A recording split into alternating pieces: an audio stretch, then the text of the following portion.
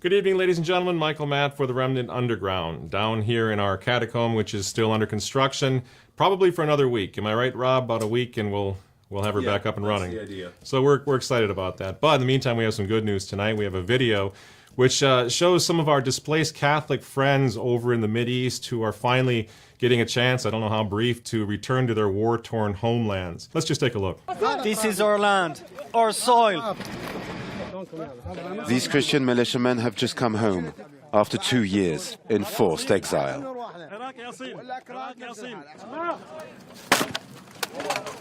They have decided to mark their return with a symbolic gesture. I'm going to put the cross on the church. Watch this, Daesh. I'm going to put it on the church.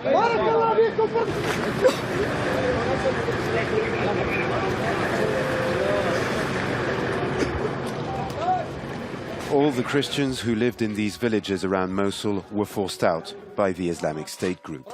Many were killed. These men have formed the Nineveh Plain Forces in January 2015. Their militia claims to have enrolled 500 fighters, mainly Assyrian Christians.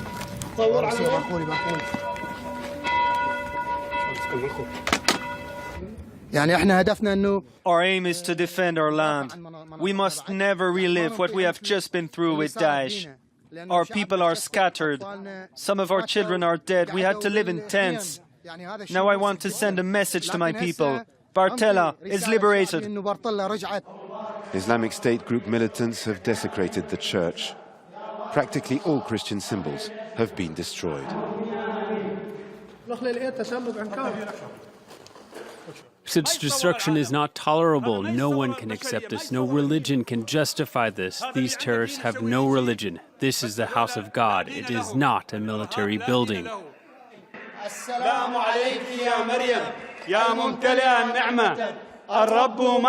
For these men, the liberation of Bartella is only a first step.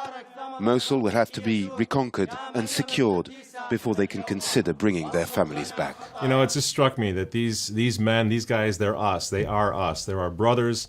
They lived through what I believe we're facing right now in America.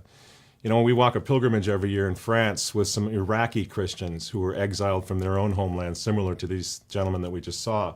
But one thing that's common in talking to these people is that to a man, to a woman, they never thought that it could happen to them, that these horrible things could take place in their lives and in their country.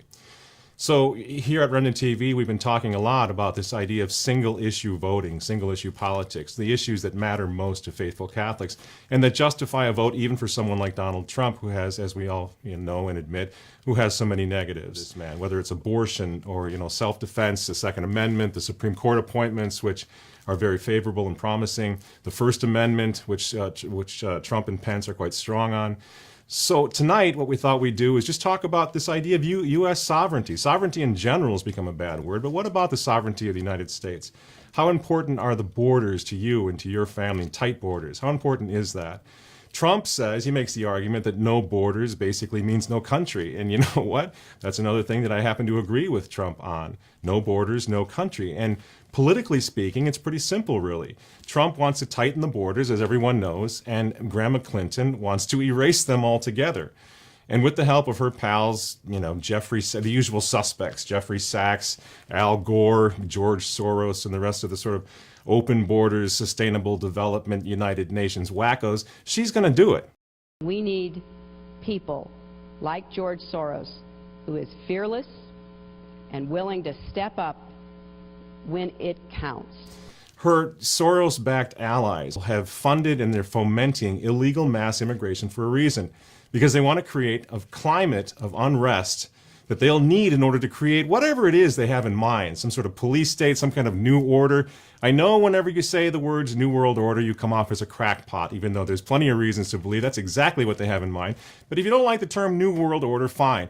Let's just call it a new order. They have a new order in mind, exactly as the Bolsheviks had in mind back in 1917, the communists later on, the Nazis, and all the rest. In order to achieve that, they have to foment unrest. And this time around, I think these people headed up by the likes of Soros and Clinton and Sachs and Gore and the rest. It's going to be global unrest that they need to really make it stick this time. I mean, I know I say it's unbelievable because it sounds like something out of a James Bond movie, some weird, villain with gold teeth and a claw or something, but you just have to read these people to understand what's going on.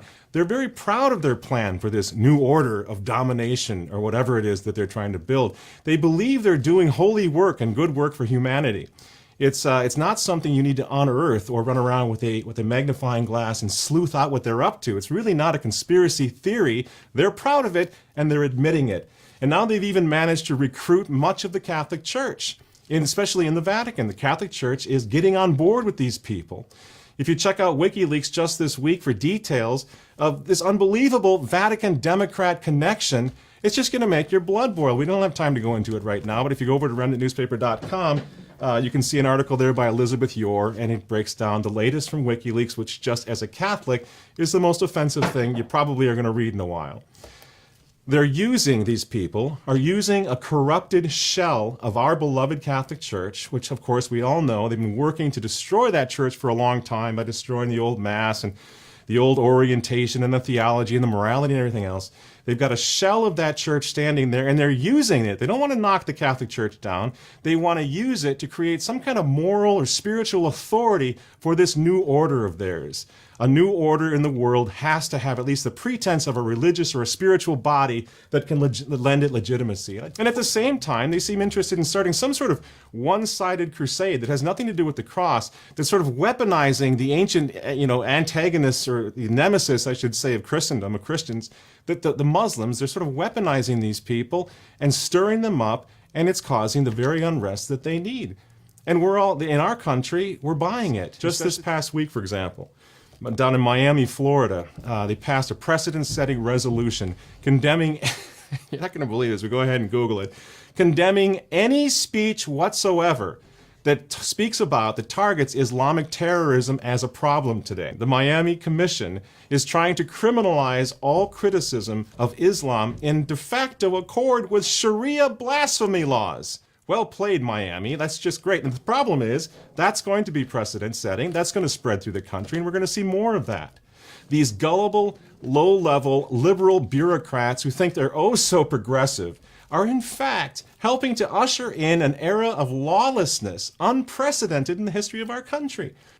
And at the same time, they're criminalizing the only entity that, historically speaking, was ever able to do anything to stand in the way of aggressive Islam, and that, of course, is Christianity. But another example of it happened just this past week, where our old friend, Alabama's Chief Justice Roy Moore, is in trouble again.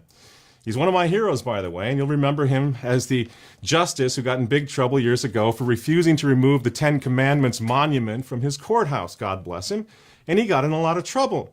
That's when they were trying to get rid of his monument. Now the Alabama Supreme Court Justice himself has been removed from the bench at the hands of the same liberal activists working at the behest of the left-wing extremist Southern Poverty Law Center, which we all know all about, an anti-Christian activist group that seeks to eradicate the free exercise not of all religion in this country, no, not of all religion, certainly not of Islam, but the free exercise of one religion. The Christian religion is what they're all about. You just can't believe this is happening. More importantly, that they're getting away with it. And of course, they are so connected to the Democrat Party that it makes you sick. The Southern Poverty Law Center, the hate-mongering watchdog for the Obama administration, just can't wait for President Hillary Clinton to get back into the Oval Office. And guess who they're aggressively opposing? Donald Trump, of course. You know, what this election is actually all about is really not all about Donald Trump. The election is all about the complete transformation of America, not just into a non-Christian country, which at the federal level, it's always been the case, but into an anti-Christian country. This is becoming the country of the Antichrist, where Christian churches will be monitored. They're already talking about that. Not mosques, not imams, but Christian churches, Christian pastors will be monitored. Christian scriptures will be banned as hate speech. That's right around the corner. It's already happened with our friends up in Canada. Christians themselves will be silenced or arrested to make room for a Christophobic, bizarre regime such as the world has not seen since the days of Joseph Stalin and maybe never. That's what we're setting. That's what this election is all about. And in God's providence, this ticket, this Trump Pence ticket has found its way to the top of a fairly significant lobby right now. A massive group of people who are fed up. They're anti-big media, they're anti-big Hollywood, they're anti-big government, they're Christophobia, and it's this basket of deplorables, as Grandma Clinton called them.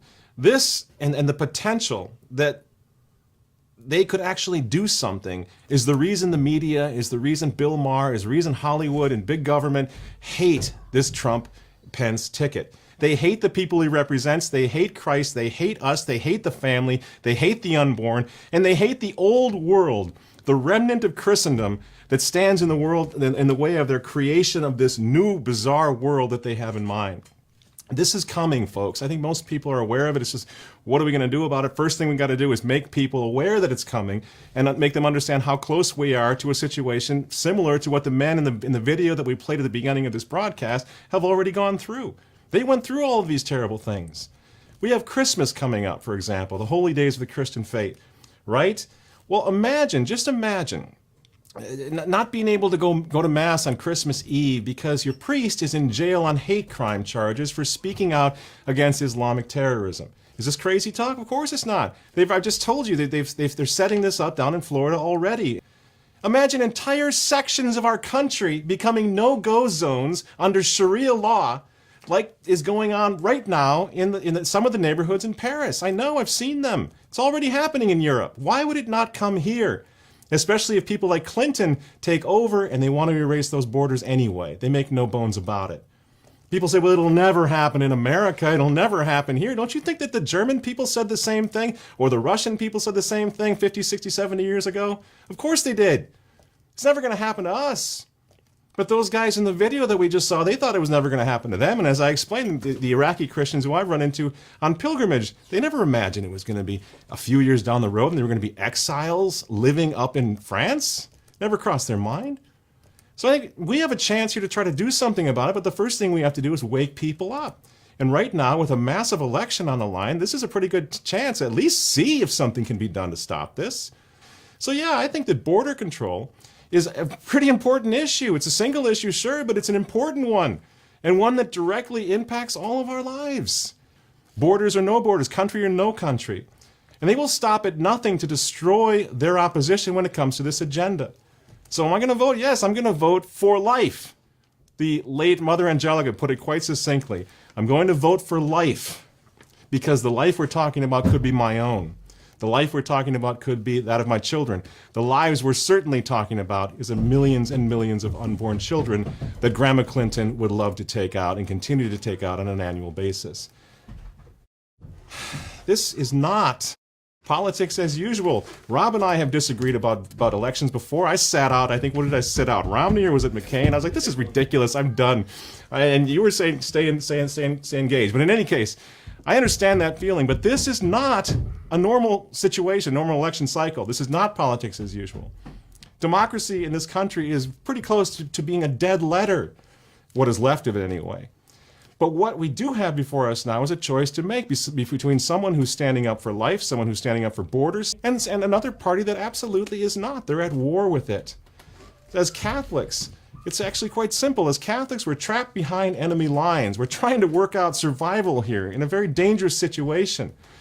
It's not something we're doing out of self-delusion or self-deception that a vote for Donald Trump will make America Catholic again. That's not what anyone is saying. Please, come on, let's get together on the same page here.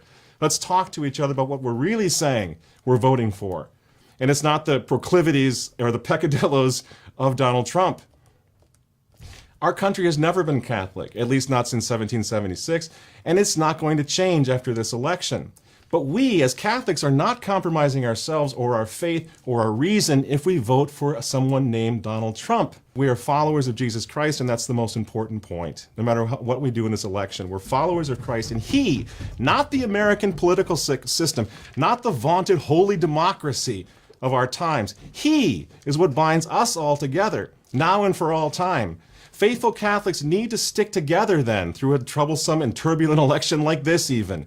If you can't bring yourself to vote in good conscience for Donald Trump, fine, you're still my brother. That's your decision and you're acting in good conscience. But please, try to understand that those of us who will vote for Trump-Pence have not put our principles or our reason or our holy Catholic faith on hold in order to do so. We're motivated by the principles, by our reason, and by Catholic faith to proceed with caution.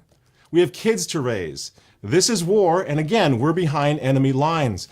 We're going to give this a try, and we're going to hope and pray for the best, and our expectations are not that high, but we have to do something. We can't just sit here and let it happen.